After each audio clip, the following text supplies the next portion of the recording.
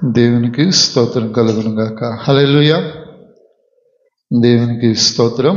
ఈ సమయంలో ఒక చిన్న ప్రకటన. బాప్టిస్ట్ చర్చి గిరినగర్ రేపు సోమవారం సెలవు దినమున ఒక దిన స్త్రీల సదస్సు పెట్టారు. అలాగే బైబిల్ క్విజ్ ఒకటిను, అలాగే సింగింగ్ పార్టిసిపేషను అక్కడ నిర్వహిస్తున్నారు. డాక్టర్ కె అంజలి గారు ఆ ప్రాంతానికి వాక్య పరిచయకు వస్తూ ఉన్నారు. దయచేసి రేపు ఉదయం 10 గంటలకు అక్కడ ఒక దిన స్త్రీల సదస్సు జరుగుతుంది. వారొక పాంప్లెట్లు మాకు పంపించి ఉన్నారు. వీలైనటువంటి సిస్టర్స్ అందరూ కూడా ఒకవేళ ఖాళీ ఉన్నటువంటి సిస్టర్స్ ఎవరన్నా గిరినగర్ బాప్టిస్ట్ చర్చి అందరికి తెలుసు, ఒక దిన స్త్రీల సదస్సుకు వెళ్ళండి. బైబిల్ క్విజ్, అలాగే సింగింగ్ కాంపిటీషన్స్, ఇలా కొన్ని కార్యక్రమాలు ఉన్నాయి. వాటిలో మీరందరూ పాల్గొనాలని వారి ప్రేమతో ఆహ్వానించారు. అలాగే దేవుని బిడలంగా దేవుని పనిలో దేవుని సన్నిధానంలో ఈ 1వ తారీఖున వాగ్దాన సందేశ కూడిక ఉంటుంది. దయచేసి గమనించండి. అందరూ కూడా 1వ తారీఖున కంపల్సరిగా కుటుంబంలో ఉన్న అందరూ కూడా వాగ్దాన సందేశ కూడిక సాయంకాలం 7 గంటలకు ప్రారంభించబడుతుంది. కాబట్టి ప్రతి వారు కూడా ఏప్రిల్ 1 ఈ 3 నెలలు దేవుడు గతింప చేస్తున్నాడు. మొదటి దినమున, మొదటి మాసమున, మొదటి వాగ్దానము 4వ నెలలో మొదటి దినము దేవుని వాగ్దానం సందేశం చేత వాగ్దానపు దీవెనలతో పొందినట్లుగా మీరందరూ యవనస్తులు కావచ్చు, పెద్దవారు కావచ్చు, చిన్నవారు కావచ్చు, అందరూ కూడా పార్టిసిపేట్ చేయవలసిందిగా ప్రేమతో తెలియజేస్తూ ఉన్నాను.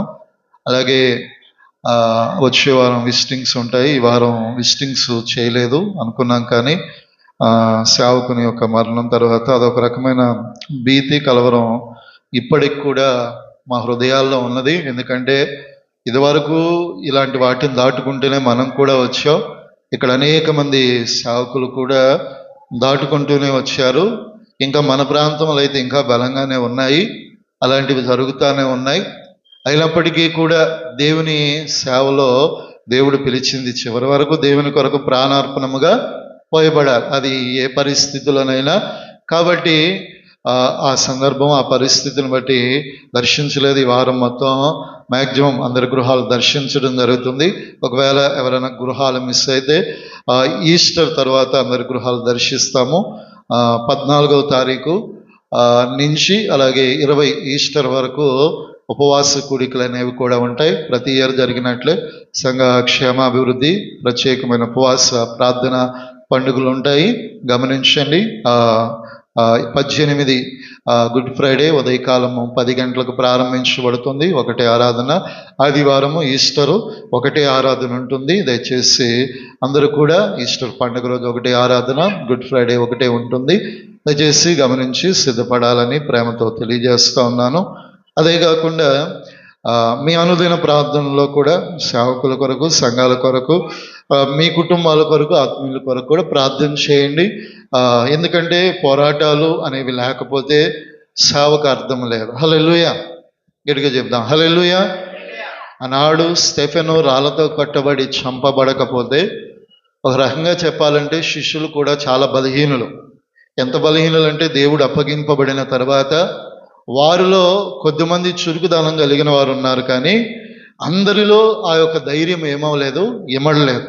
రాళ్ళతో కట్టబడి చంపబడిన తర్వాత భయము బెరుగుతూ ఉన్నవారు కూడా చాలా బలంగా తయారు చేయబడ్డారు. హల్లెలూయా.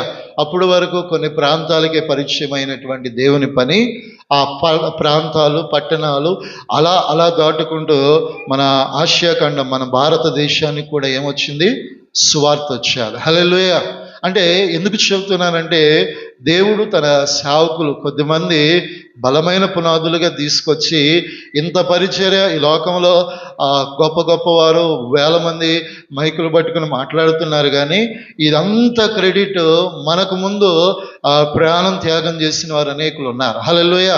అది నేను చెప్పగలుగుతాను. ఎందుకంటే వారు అందించిన సువార్త. ఇప్పుడంటే అన్ని వసతులు ఉన్నాయి, ఒక రకంగా మీడియాలో లైవ్ చేసుకునైనా నడిపించుకునే ఫెసిలిటీస్ ఉన్నాయి. కానీ ఏమీ లేని సమయాల్లో కూడా, కాళ్ళకు చెప్పులు లేని సమయంలో కూడా విలువైన పనిని చేశారు. ప్రాణార్పణములుగా వారి జీవితాలు ఏం చేయబడ్డాయంటే పోయబడ్డాయి. ఎందుకు పోయబడ్డాయి అంటే దేవుని పని కొరకు. నిజంగా వారి త్యాగాన్ని బట్టి స్తుతించాలి. అలాగే ఆ కుటుంబం ఆదరణ కొరకు కూడా ప్రార్థన చేయండి. అదే రీతిగా దేవుని కొరకు, దేవుని సన్నిధిలో రోషంగా మనం నిలబడుతూ మన ప్రజలను దేవుని కొరకు సిద్ధపరచుదుము గాక. హల్లెలూయా. పరిశుద్ధ గ్రంథంలోనికి, దేవుని వాక్యంలోనికి వెళ్దాం. యెషయా గ్రంథము 54వ అధ్యాయము 14వ వచనం.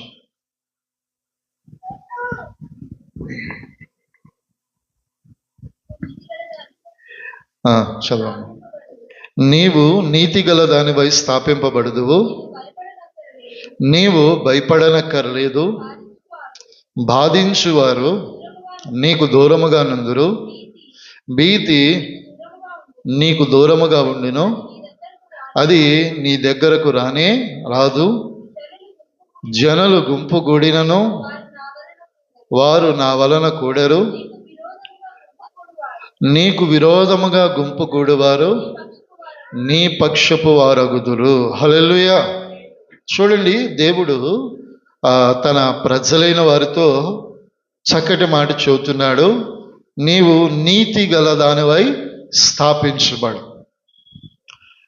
దేవుడు ఇజ్రాయిల్ వారందరికీ చెబుతున్న మాట, యూదా ప్రజలకు కూడా చెబుతున్న మాట ఏంటంటే, నీవు నీతి కలిగిన దానివై స్థాపించబడితే నీకు, అనగా నీ యొక్క ప్రకారమైన కావచ్చు, నీవు నిలిచి ఉన్న స్థలములో కానీ నీవు భయపడవలసినటువంటి ఆవశ్యకత లేదు. ఇంకా చెప్పాలంటే భీతి అనేది నీకు ఎలా ఉంటుందంట, దూరముగా ఉంటుందని చెబుతూ చివరిలో అంటున్నాడు కదా, ఒకవేళ ఒక ప్రజలు గుంపు కూడినను వారు నీకు విరోధంగా గుంపు కూడరు, కానీ ఒకవేళ గుంపు కూడినను వారందరినీ దేవుడు ఏం చేస్తాడంట, మన పక్షపు వారిగా దేవుడు చేయగలుగుతాడు. అయితే ముందుగా ఇజ్రాయేలుతోనూ అలాగే యూదా వారితోనూ దేవుడు చెబుతున్నాడు, నీవు నీతి గలదానివై స్థాపించబడాలి. ఈరోజు సార్వత్రిక సంఘమును దేవుడు ప్రేమిస్తూ ఉన్నాడు.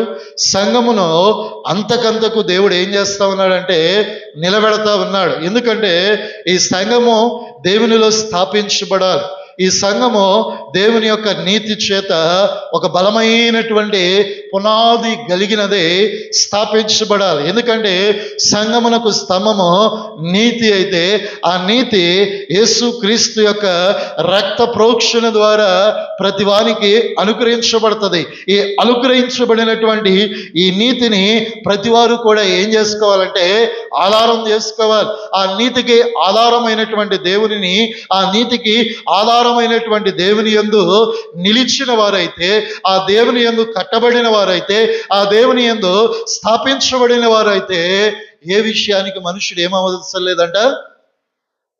ఈ లోకంలో మనకు వినబడతాయి రకరకాలైనటువంటి వదంతులు వినబడతాయి.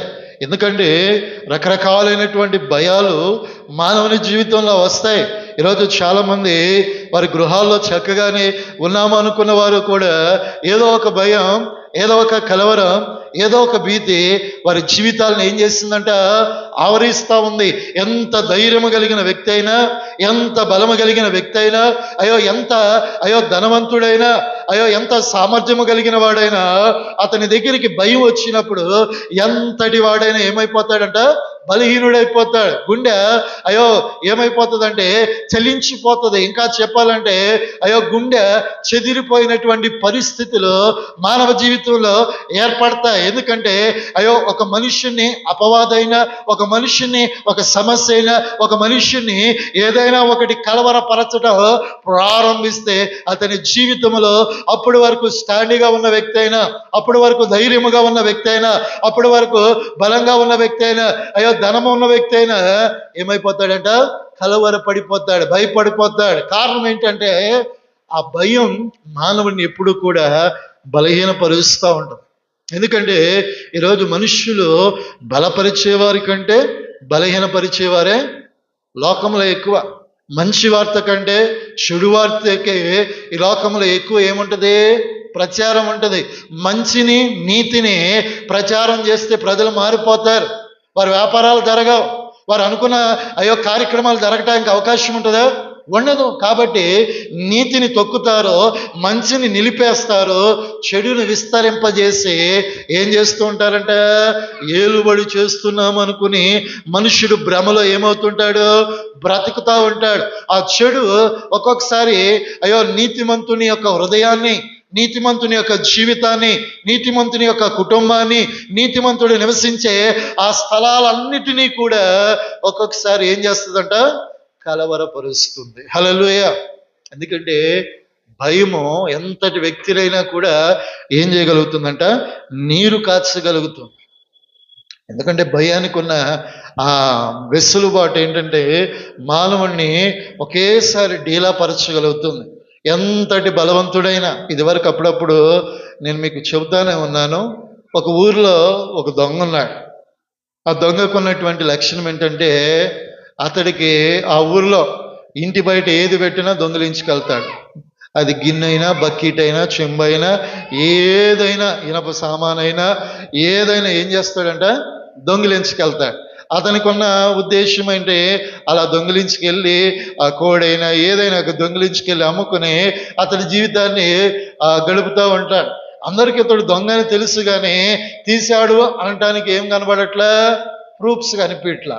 సో ఒకరోజు అనుకోకుండా అతడి ఊరంతా వెతికాడు, కానీ అతడు అనుకున్నవి ఏమీ దొరకల.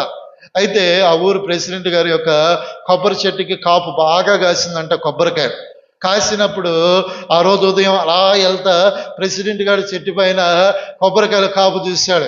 ఇది మంచి ఎండాకాలం సీజన్ కదా, ఆ కాపు నేను దించుకుంటే, నేను అమ్మితే కనీసం కొబ్బరికాయకి 20 రూపాయలు వచ్చిన అక్కడి దగ్గర 100-200 ఉన్నాయి కదా, నా అవసరతలు తెచ్చబడతాయి అనుకున్నాడు. ఆ రాత్రి అందరు మంచి నిద్రలో ఉన్నప్పుడు కొబ్బరి చెట్టుని ఎక్కాడు, కొబ్బరికాయలు దించాడు. అలాగే ఆ దించుతా ఉన్న సందర్భంలో ఏదో ఒక పుల్లతో గుచ్చినట్లు తన కాలికి ఏం చేసిందంట? అనిపించింది. కానీ దాన్ని లెక్క చేయకుండా తీసుకొచ్చాడు. పొద్దున్నే ఏదో ఒక చిన్న బండి తీసుకుని ఊరికి ఆ సిటీకి వెళ్ళి కొబ్బరికాయలు అన్ని అమ్ముకుని ఏం తెచ్చాడంట? డబ్బులు తెచ్చుకున్నాడు.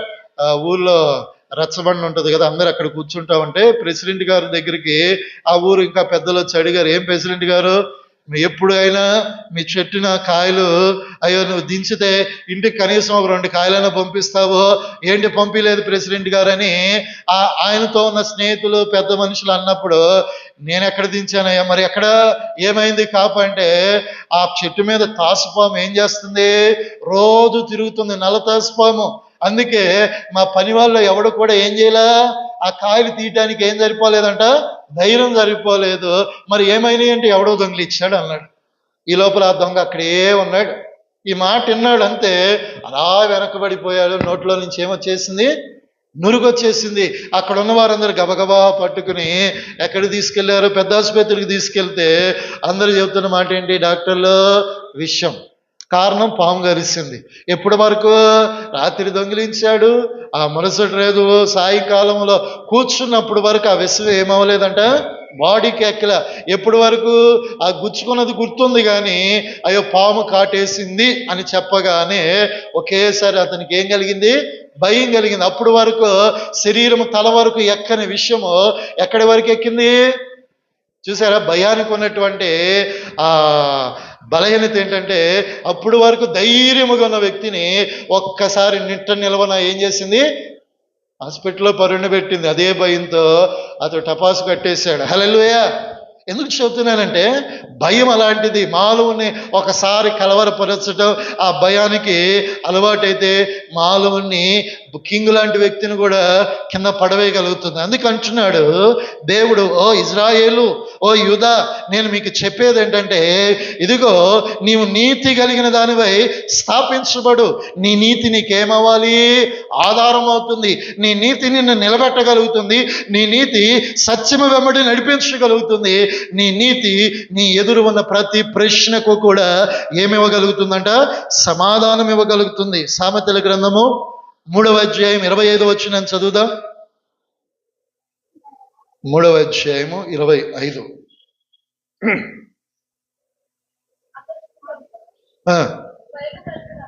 భయము కలుగునప్పుడు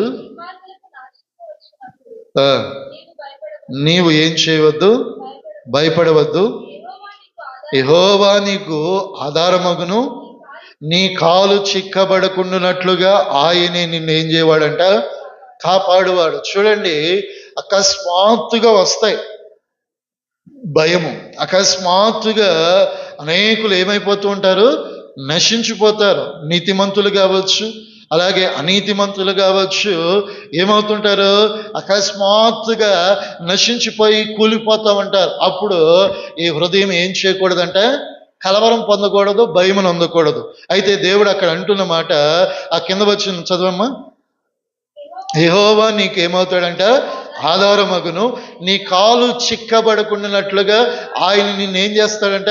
కాపాడువాడు. ఎందుకంటే ఆ పరిస్థితులు అవన్నీ మన చుట్టుపక్కల వాతావరణము విన్నప్పుడు, చూసినప్పుడు, పరిస్థితులలో కన్నప్పుడు మన హృదయం భీతి చేత, కలవరం చేత, భయం చేత నొంది ఉన్నప్పుడు, అయ్యో నా పరిస్థితి ఏంటి, నా కుటుంబం ఏంటి, నా బిడ్డలేంటి, నా ఉద్యోగం ఏంటి, నా వ్యాపారం ఏంటి, నా జీవన పరిస్థితులు ఏంటనే ఒక భయం వారితో పాటు మనల్ని కూడా ఏం చేస్తుందంట? వెంటాడుతూ ఉంది. వారితో పాటు మనల్ని కూడా ఏం చేస్తుంది? కలవరపరుస్తుంది. ఎందుకంటే లోకములో ఎక్కడ జరిగినా మనకు వింటాము, చూస్తాము. మన చుట్టుపక్కల కావచ్చు, అయ్యో లోకమంతా మనకు వినబడుతున్న పరిస్థితులు మనల్ని కలవరపరవచ్చు, భయపెట్టవచ్చు. ఇక నా జీవితం ఏంటనే అనేకమైనటువంటి ప్రశ్నలు నీ మదిలో మెదలవచ్చు. అయితే దేవుడు అంటున్నాడు, ఆయన నీకు ఏమవుతాడంట? ఆధారమవుతాడు. హల్లెలూయా. నీవు పడిపోకుండానట్లుగా, నీవు జారిపోకుండానట్లుగా, అగాధ పాతాళ లోకము నోరు తెరిచి నిన్ను నన్ను అయ్యో మృంగివేయకుండానట్లుగా ఆయనే నీకు నాకేమవుతాడంట? ఆధారం అవుతాడు. నీ కాలు ఏం చేయడట? చిక్కుబడనివ్వడు. అయ్యో జిగటగల అయ్యో ఊబిలోనికి నిన్ను పడనివ్వక, అయ్యో నిన్ను ఏం చేయవాడుగా ఉన్నాడంటే పట్టుకునేటటువంటి దేవుడిగా ఉన్నాడు. హల్లెలూయా. ఎందుకంటే ఆయన నీకు ఆధారం, ఆయనే నీకు ఆశ్రయం, ఆయనే నీకు దుర్గము, ఆయనే నీ జీవితానికి అయ్యో నిర్మాణకుడు, పునాది వేస్తున్న దేవుడు. ఏమాత్రము నిన్నేం చేయడంట? విడిచిపెట్టడు. ఎందుకంటే నీతిమంతులు లోకముల వాక్యం అంటుంది నిత్యము కూడా జ్ఞాపకములో ఉంటారు. దైవ సేవకుడు, చనిపోయిన నీతిమంతుడు దేవుని కొరకు రోషంగా పనిచేశాడు. ఓకే, మనకంటే వారికంటే ముందు అనేక మంది నీతిమంతులు పరిచర్యలు ఏం చేశారు? జరిగించారు. వారిని గురించి విన్నప్పుడు పరిస్థితులు మన జీవితాలను, మన బ్రతుకుల్లో కూడా ప్రభావితం చేయవచ్చు. కానీ వాక్యం అంటుంది ఆ బాధ, దుఃఖము ప్రతి మానవుని జీవితం దాటి వెళ్ళాలి. ఏ రోజైనా సరే మానవుడు శారీరకంగా ఏమవ్వాలి? మృతి నొందాలి. ఎందుకంటే అయ్యో మానవుని జీవితంలో జననం ఎలా ఉన్నదో, అయ్యో పుట్టుక ఎలా ఉన్నదో, మరణము కూడా అలాగే ఉంది. తన తల్లి గర్భంలోంచి వచ్చేటప్పుడు మానవునికి ఫలానా డేట్ అని ఒక కన్ఫర్మేషన్ ఉంటుంది. కానీ మానవుడు లోకములోంచి పోయేటప్పుడు ఒక కన్ఫర్మేషన్ ఉందా? ఎంతటి వాడైనా రేపు మాపు అని చెప్పుకోలేడు. అకస్మాత్తుగా మానవుని జీవితం ఏమవుతుందంట?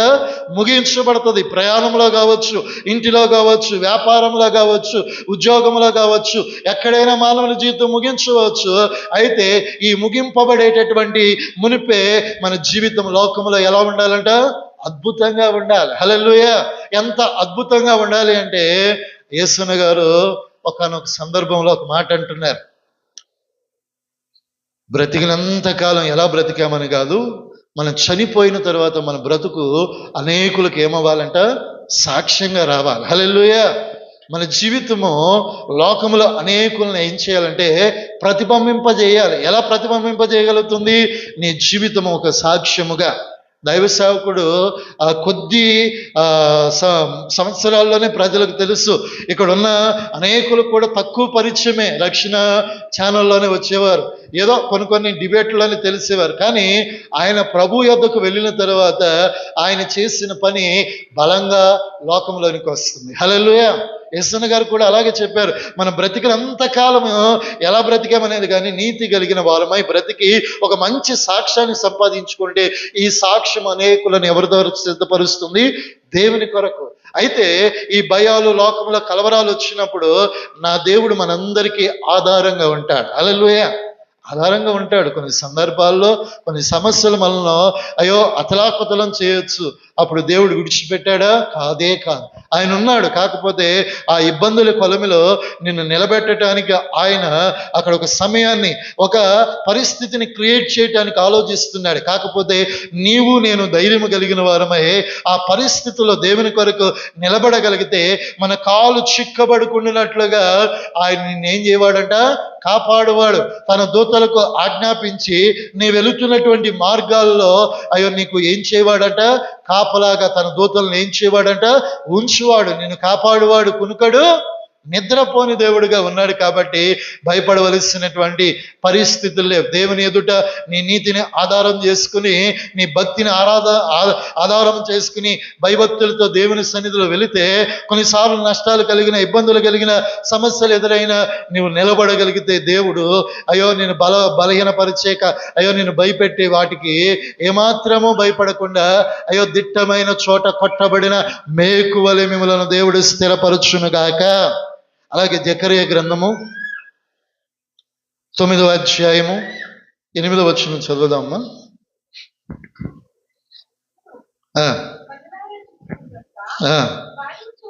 బాధించువారు ఇకను సంచరింపకుండాను తిరుగులాడు సైన్యములు నా మందిరము మీదకు రాకుండాను దానిని కాపాడుటకై నేనొక దండుపేటను ఏం చేస్తుందని అంటున్నాడు? ఏర్పరచుకుందును. హల్లెలూయా. చూడండి, చక్కటి మాట. ఈ మాట నేను కనులారా చూచి తిని గనక బాధించువారు ఇకను ఏం చేయకుండానట్లంట?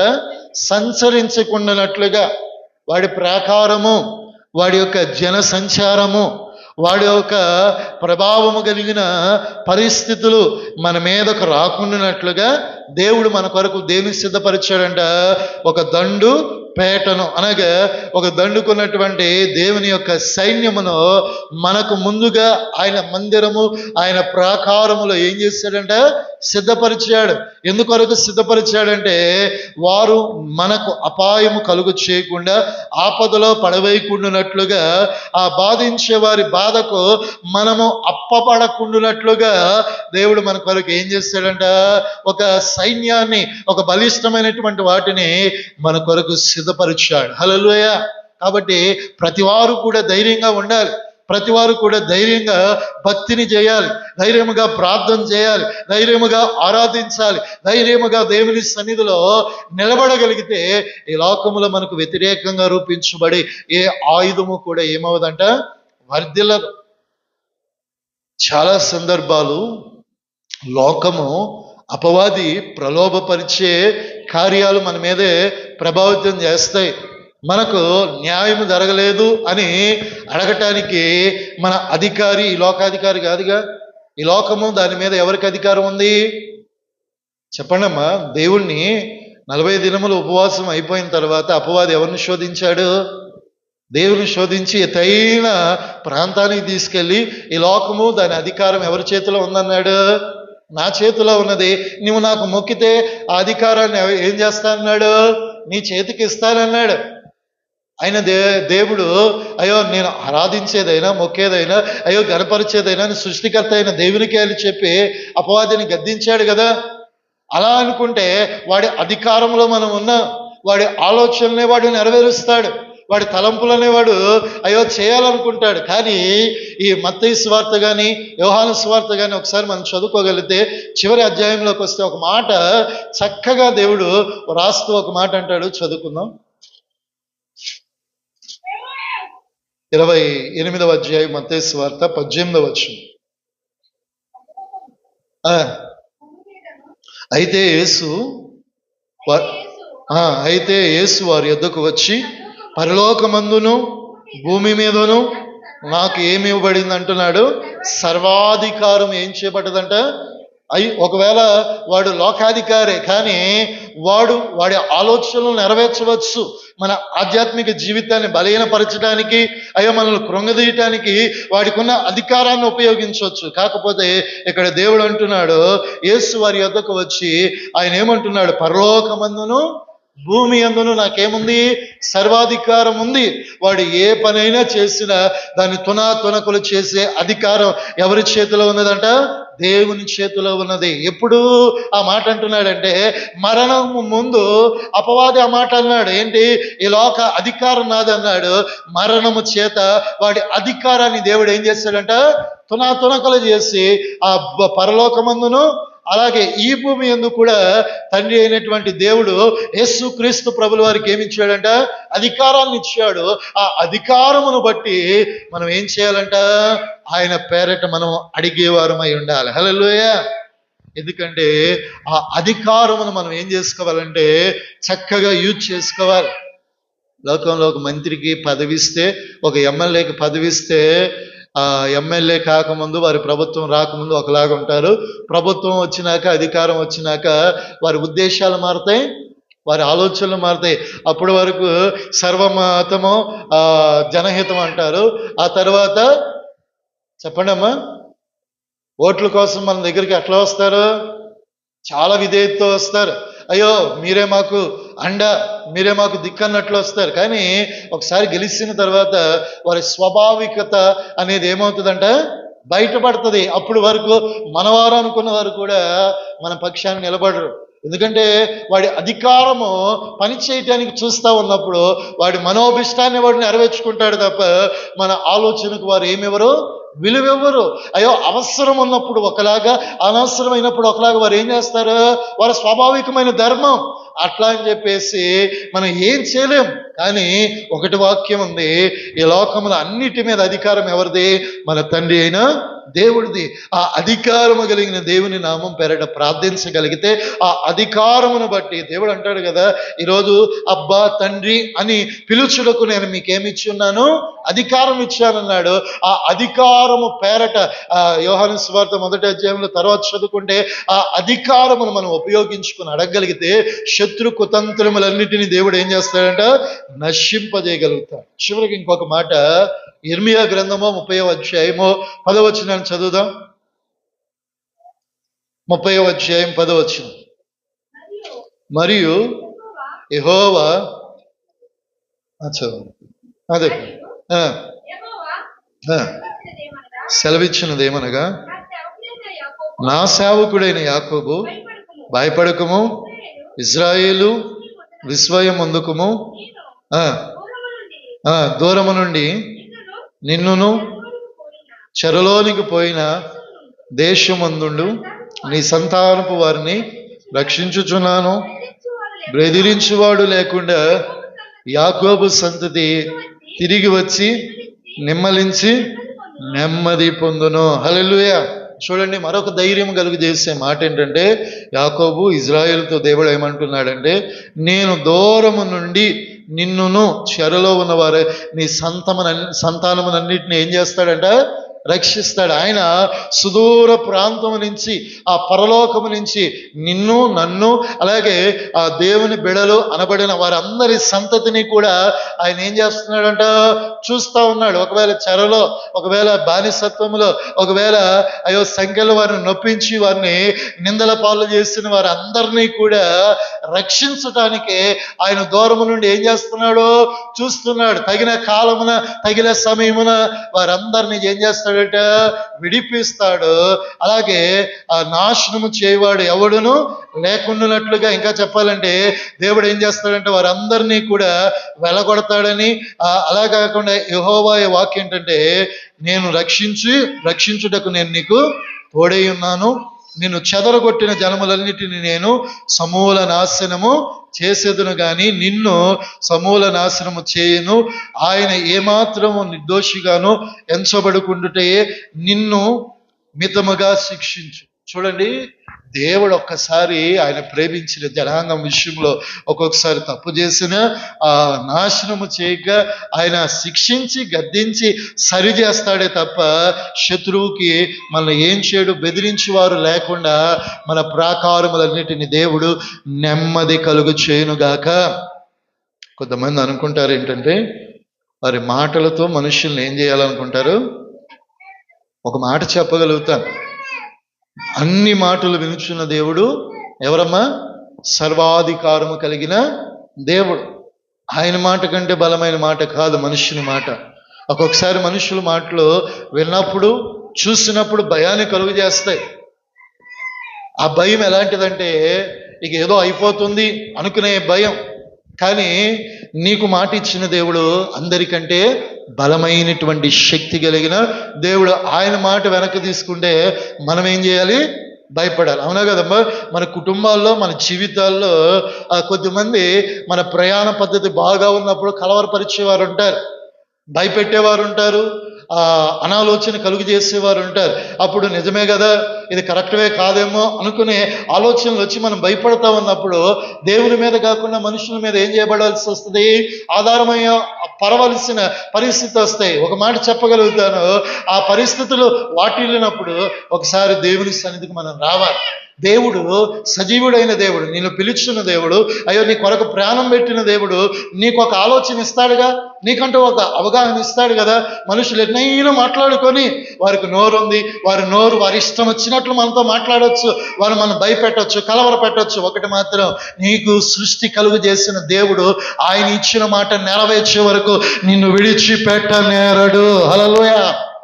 ఆయన మాట ఇస్తే మనుషుల తలకిందులు చేసైన చరిత్రను మార్చగలిగిన చరిత్ర ఈ గ్రంథంలో రాయబడ్డది. భయపడవద్దు, నేను భయపెట్టేవారికి భయపడవద్దు, నేను కలవరు పెట్టేవారికి రోషము కలిగిన దేవుడు నా ప్రభువైన యేసయ్య నీతో ఉన్నాడు. హల్లెలూయా. శత్రువుతో యుద్ధం చేస్తాడు, భయపెట్టేవాడితో యుద్ధం చేస్తాడు. కాకపోతే ఈ కలవరం మనల్ని చాలా కృంగదీస్తుంది. అయినప్పటికీ ధైర్యంగా నిలబడు. నీ పక్షమున నీకు ఆధారముగా నీ కాలు చిక్కబడకుండగా, అయ్యో నీ శత్రువులు నీ పక్షమున అయ్యో నీ మీద లేకుండానట్లుగా నెమ్మదిని కలుగు చేసే దేవుడు నీకున్నాడు. ఆయన నీకు తోడు ఉండగా ఏ మాత్రము నీవు కలవరపడవలసిన ఆవశ్యకత లేదు. అందుకే ఇజ్రాయేలు, యోధా నీ నీతి కలిగిన దానిపై స్థాపించబడు. నీ నీతి నీకు ఆధారం. నీతిమంతుడివై యథార్థంగా వారి విషయంలో యథార్థంగా నీ కుటుంబంలో యథార్థంగా నీవు ఉన్నప్పుడు ఎన్ని కలవరాలు వచ్చినా బాధలు వచ్చినా నీవు రోషంగా నిలబడు. నీ దేవుడు నీ కొరకు రోషంగా నిలబెడతాడు. బాధించేవారు నీకు విరోధంగా గుంపు కూడిన వారందరినీ కూడా ఏ పక్షపు వారు చేస్తాడంట, మన పక్షపు వారు చేస్తాడు. ఆ రీతిగా దేవుడు మనల్ని ఆశీర్వదించునుగాక. ఆమెను ప్రార్థన చేసుకుందాం, కళ్ళు మూసుకుని.